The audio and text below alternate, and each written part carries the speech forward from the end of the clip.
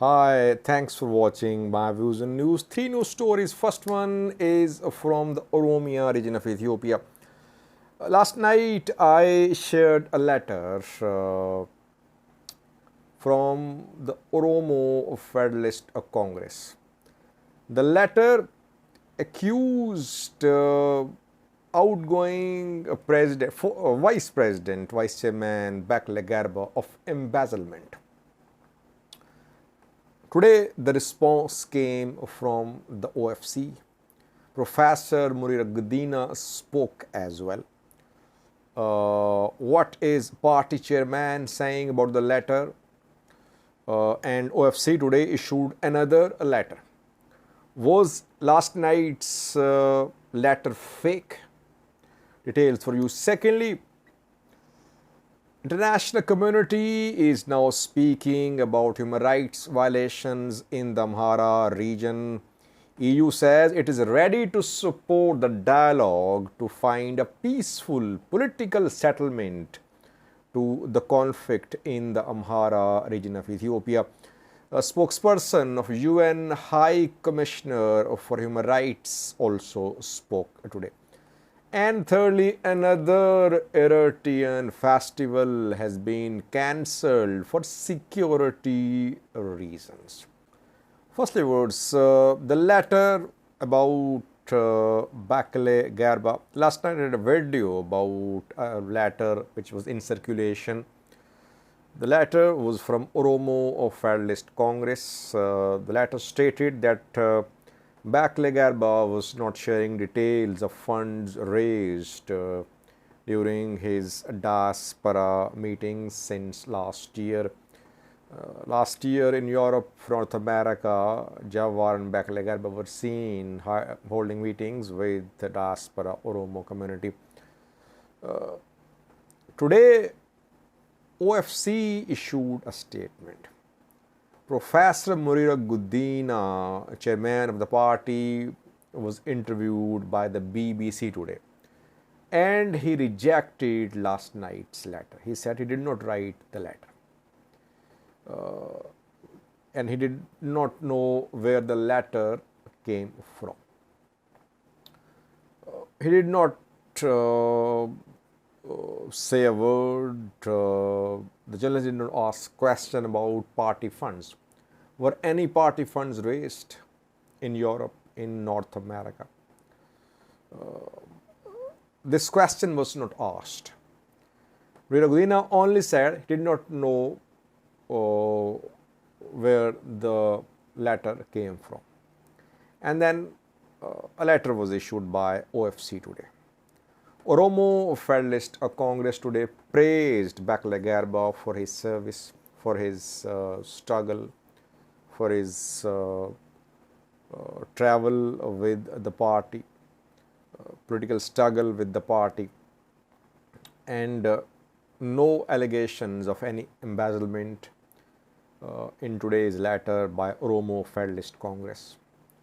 OFC said that narrowing of political space was creating problems for political workers, and OFC asked all the stakeholders, including ruling party, to work for democracy and work for solution of conflicts in Ethiopia.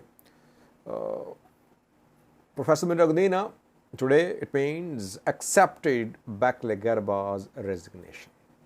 Bekele Gerba is no more part of the party. He was asked a question by the BBC about who will replace Bekele Gerba. He said, General Assembly will make a decision after meeting. When will the Assembly meet? We don't know. So it means that either last night's letter was fake, doctored document, or letter was drafted. Later, things changed. That is what we can say. The people who shared this letter, they say that the letter was written But things changed after that, after some consultations, and a new letter was written accepting Bekele Gerba's resignation and commending his services. Since now OFC has made its position clear, so we have no reason to accuse Bekele Gerba of any embezzlement. The party is not acknowledging last night's letter. It means we cannot say that OFC is accusing Bekele Gerba of any misappropriation. So either letter was deliberately manufactured to discredit Bekele Gerba, or it was written but things changed after consultations last night. Whatever the case is, Bekele Gerba cannot be accused of embezzlement now, because party has not said any word about raising of funds, though I think Professor Miragudina should have made it clear how much fund was raised during North America, Europe tours by Jawar and Bekele Gerba last year, and who was the beneficiary of those tours.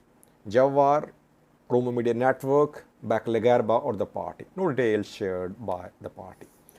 Secondly, viewers, international community is speaking, calling for political settlement to the conflict in the Amhara region of Ethiopia.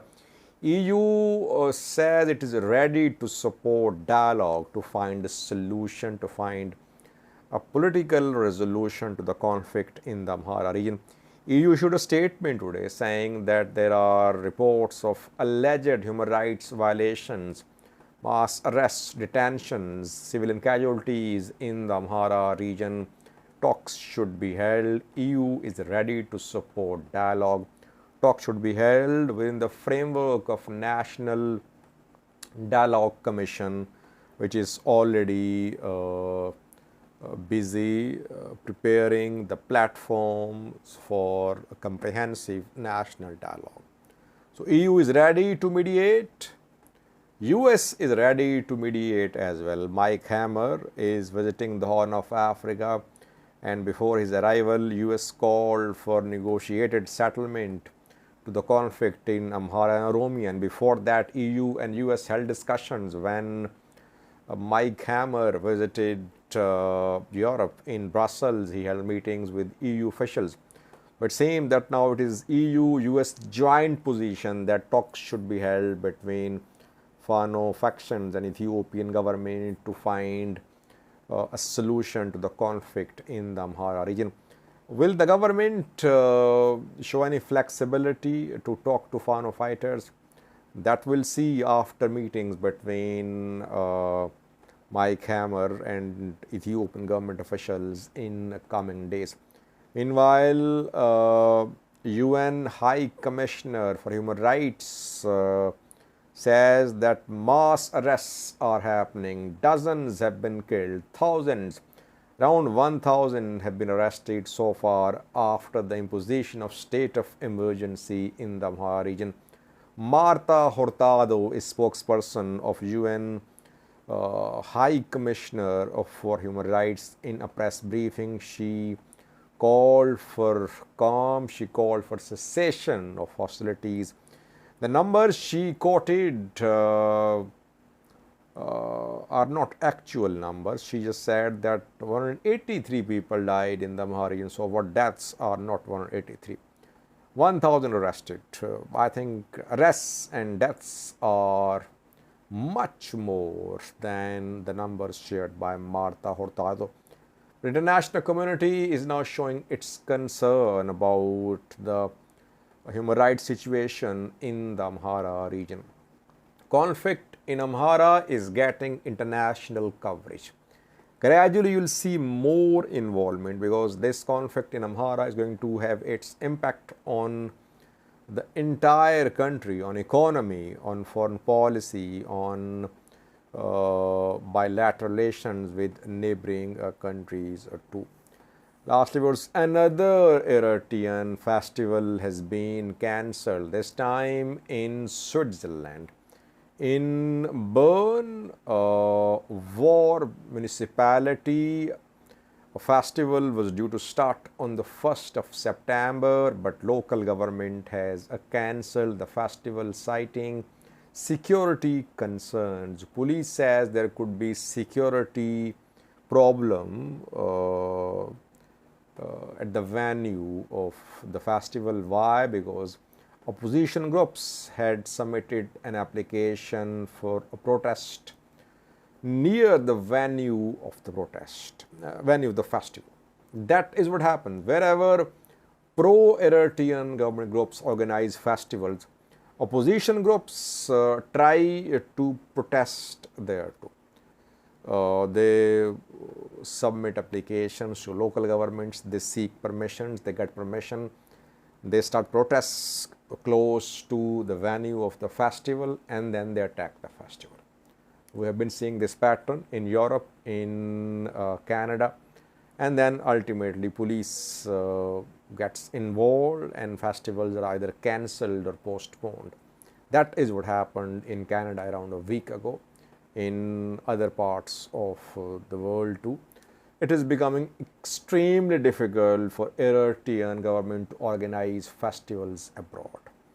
Whether it's Sweden, Germany, Switzerland, and in North America, US, Canada, everywhere Brigade Niham, the members are making it difficult for the government to organize festivals. Eritrean government will have to find some alternative to stay in touch with Eritrean pro-government diaspora. Otherwise, Brigade Nihamidu members are making it almost impossible for pro-government festivals to be organized, and Western countries, Canada, US, seem to be supporting Brigade Nihamidu members. Brigade Nihamidu members, I think, will announce more decisions, I think, in coming days. They have found a way to put pressure upon Eritrean government. They are a pain in the side of Eritrean government. You will see them announce more measures to put further pressure upon Eritrean government. And maybe they are in talks with